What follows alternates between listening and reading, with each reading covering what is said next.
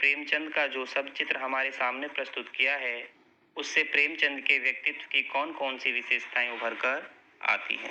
देखो यहाँ पर जो व्यंग है, व्यंग रूप में निबंध लिखा है। यहाँ पर प्रेमचंद जी का एक तो सबसे बड़ा जो गुण है, संघर्षशील है। संघर्षशीलता का उनके अंदर गुण है। प्रेमचंद जी आजीवन संघर्ष करते रहे। उन्होंने मार्ग में आने वाली मुसीबतों को इतनी ठोकरें मारी कि अपने जूते फाड़ लिए। समझौते उन्होंने नहीं किए। उदाहरण यहाँ दिया गया था कि तुम किसी सख्त चीज को ठोकर मारते रहे हो और ठोकर मार मार कर अपना जूता फाड़ लिया। तो बड़ा संघर्षपूर्ण जीवन रहा प्रेमचंद जी का। दूसरी जो विशेषता है, अपराजित व्यक्तित्व है। वो कभी हार नहीं मानने वाले हैं। अपराजित, जिसको कोई पराजित ना कर सके, हरा ना सके। प्रेमचंद का जो व्यक्तित्व है वो अपराजित था। उन्होंने कष्ट सहकर भी कभी हार नहीं मानी। यदि वे मनपसंद परिवर्तन नहीं कर पाए तो कम से कम कमजोरियों पर हंसकर व्यंग तो उन्होंने किया ही किया। उन्होंने निराशा, परेशानीपूर्ण जीने की अपेक्षा मुस्कान भरा जीवन जिया।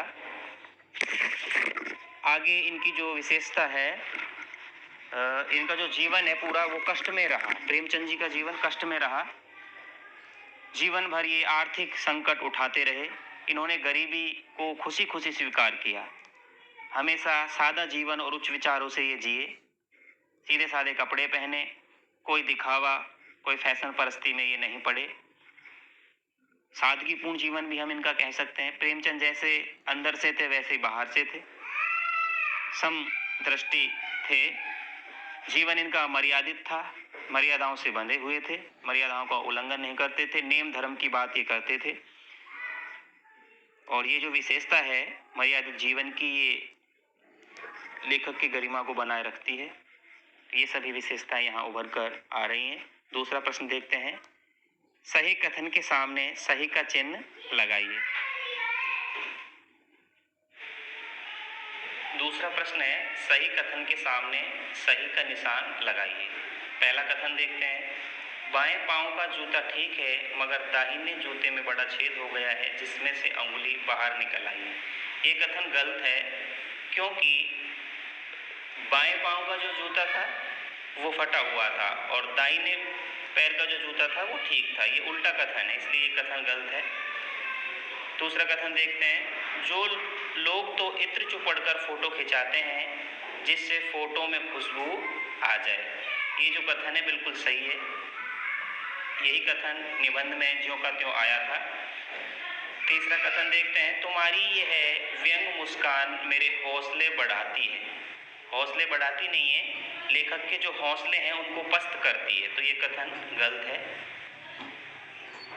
चौथा कथन देखते हैं। जिसे तुम घृणित समझते हो उसकी तरफ अंगूठे से इशारा करते हो। नहीं, अंगूठे से इशारा नहीं, उसकी तरफ हाथ की नहीं पैर की उंगली से इशारा करते हो। तो ये कथन भी गलत है।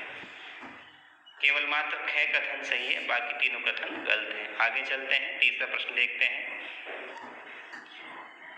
नीचे दी गई पंक्तियों में निहित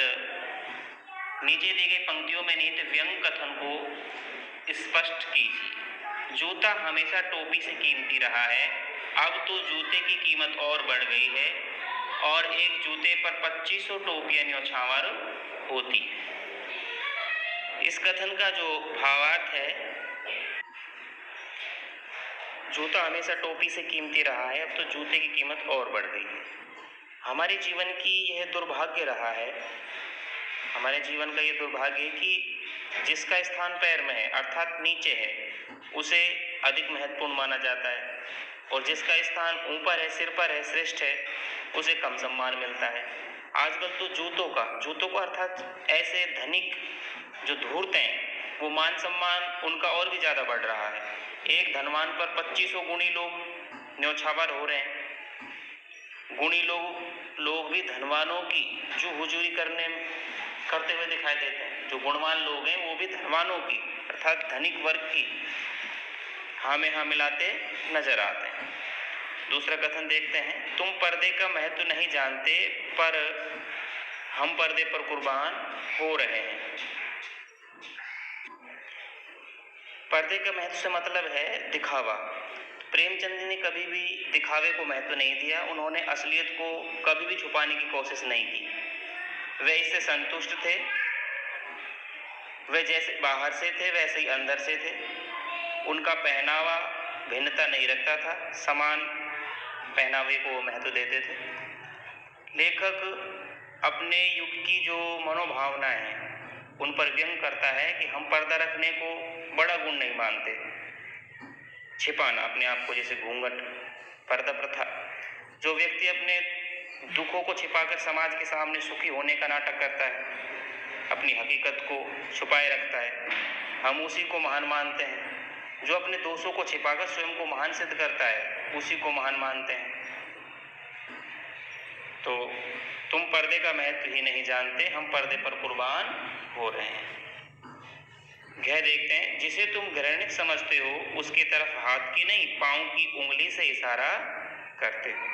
लेखक कहता है कि प्रेमचंद ने समाज में जिसे भी घृणा योग्य समझा उसकी तरफ हाथ की उंगली से नहीं बल्कि अपने पैर की उंगली से संकेत किया, अर्थात उसे अपनी ठोकरों पर रखा, अपने जूते की नोक पर रखा और उसके विरुद्ध संघर्ष बनाए रखा।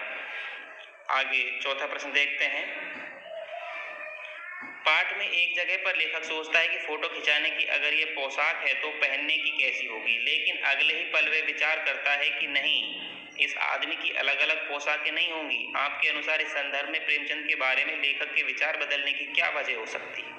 इसके पीछे वजह यही है कि लेखक ने बताया कि सामान्य रूप से जो संसार के लोग हैं वो व्यवहार देखकर ही करते हैं। अधिकतर लोग अपने घर में पहनने के और घर में अलग पहनते हैं, बाहर निकलते हैं तो अलग पहनते हैं। लेकिन प्रेमचंद जी के रोज के पहनावे में कोई अंतर नहीं था। प्रेमचंद जी सादा जीवन शैली पर चलते थे। लेखक ने देखा कि प्रेमचंद जीवन भर सरल और सहज बने रहे। उन्होंने कभी बनावटी जीवन जिया ही नहीं, इसलिए पोशाकें बदलने की बात उन पर लागू नहीं हो सकती। इसलिए उन्होंने अपनी बात को बदलते हुए यही कहा कि इस आदमी की अलग अलग पोशाकें नहीं हो सकती। पांचवा प्रश्न देखते हैं। आपने यह व्यंग पढ़ा, इसे पढ़कर आपको लेखक की कौन सी बातें आकर्षित करती हैं? कई बातें हैं, जैसे लेखक की विस्तार शैली। लेखक एक संदर्भ से दूसरे संदर्भ की ओर बढ़ता चला जाता है। वह बूंद में सागर ढूंढने की कोशिश करता है, पानी की एक बूंद में सागर ढूंढने की कोशिश करता है।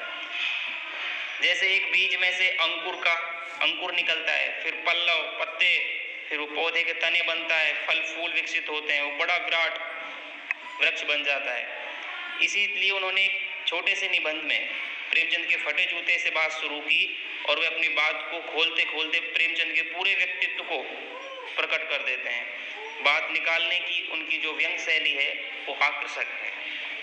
प्रश्न है, पाठ में टीले शब्द का प्रयोग किन संदर्भों को इंगित करने के लिए किया गया होगा? टीला जो है वो रुकावट का प्रतीक है। जैसे बहती नदी में खड़ा कोई टीला सारे दबाव को रोक देता है, उसी भांति अनेक बुराइयां, कुरीतियां, भ्रष्ट आचरण जीवन की सहज गति को रोक देते हैं। इस पाठ में टीले शब्द का प्रयोग शोषण, अन्याय, छुआछूत, जाति पाति, महाजनी प्रथा, धनिक प्रथा आदि बुराइयों के लिए हुआ है। आगे जो प्रश्न है रचना और अभिव्यक्ति के हैं, ये प्रश्न आपको करने हैं। प्रेमचंद के फटे जूते को आधार बनाकर परसाई जी ने ये व्यंग लिखा है। आप भी किसी व्यक्ति की पोशाक को आधार बनाकर व्यंग लिख सकते हैं। आठवां प्रश्न, आपकी दृष्टि में वेशभूषा के प्रति लोगों की सोच में आज क्या परिवर्तन आया है? तो ये आप रचना और अभिव्यक्ति आप कीजिए। भाषा अध्ययन है, ये हम कर लेते हैं। पाठ में आए मुहावरे छांटिए और उनका वाक्यों में प्रयोग कीजिए। पाठ में कई से मुहावरे आए हैं, जैसे हौसला पस्त करना अर्थात उत्साह नष्ट करना, ठोकर मारना, चोट करना, टीला खड़ा करना, बाधाएं आना, मुसीबत आना, पहाड़ फोड़ना, बाधाओं को नष्ट करना। मुहावरों में हम प्रयोग कर सकते हैं इनका। जैसे पहाड़ फोड़ना है, बाधाओं को नष्ट करना। प्रेमचंद ऐसे संघर्षशील लेखकों में से थे जिन्होंने पहाड़ फोड़कर रास्ता बनाया। 10वां प्रश्न, प्रेमचंद के व्यक्तित्व को उभारने के लिए लेखक ने जिन विशेषणों का उपयोग किया है उनकी सूची बनाइए। यहाँ लेखक ने कई विशेषण प्रेमचंद जी के लिए लाए हैं, जैसे महान कथाकार, उपन्यास सम्राट, युग प्रवर्तक, जनता के लेखक, साहित्यिक पुरखे, ये सभी विशेषण प्रेमचंद जी के लिए पाठ में आए हैं। पाठ्येतर संकेता है, ये आपको करना है। पाठ से अलग प्रेमचंद जी और हरिशंकर परसाई जी के बारे में हम और भी जान सकते हैं। जैसे यहाँ महात्मा गांधी भी अपनी वेशभूषा के प्रति अलग सोच रखते थे, इसके पीछे क्या कारण रहे होंगे बताइए। महादेवी वर्मा राजेंद्र बाबू नामक संस्मरण में पूर्व राष्ट्रपति डॉक्टर राजेंद्र प्रसाद का कुछ इस प्रकार चित्रण किया है, उसे पढ़िए। अमृत राय लिखित प्रेमचंद की जीवनी, प्रेमचंद कलम का सिपाही पुस्तक को पढ़िए। एनसीईआरटी द्वारा निर्मित फिल्म नर्मदा पुत्र हरिशंकर परसाई देखें, ये आप देख सकते हैं। आगे शब्द संपदा है, ये हम करते हैं। उपहास होता है खिल्ली उड़ाना, मजाक उड़ाने वाली हंसी। आग्रह पुनः पुनः निवेदन करना। क्लेश दुख। तगादा तकाजा करना। पनैया देशी जूतियां। बिसरना भूल जाना। नेम नियम। धर्म कर्तव्य। बंद फीता। बेतरतीब अव्यवस्थित। ठाट शान। बरकरार बरकाकर होता है बचा करके, इस चीज को बचा करके निकल जाना। यह भी जाने में हम जानते हैं कुम्मन दास जी के बारे में। कुम्मन दास ये भक्ति काल की कृष्ण भक्ति शाखा के कवि थे तथा आचार्य वल्लभाचार्य के शिष्य और अष्टछाप के कवियों में से एक थे। एक बार बादशाह अकबर के आमंत्रण पर उनसे मिलने वे फतेहपुर सीकरी गए थे। इसी संदर्भ में कही गई पंक्तियों का उल्लेख लेखक ने पाठ में प्रस्तुत किया है। इस पाठ में किया। तो ये अपना पाठ यहाँ पूर्ण होता है। सभी को धन्यवाद।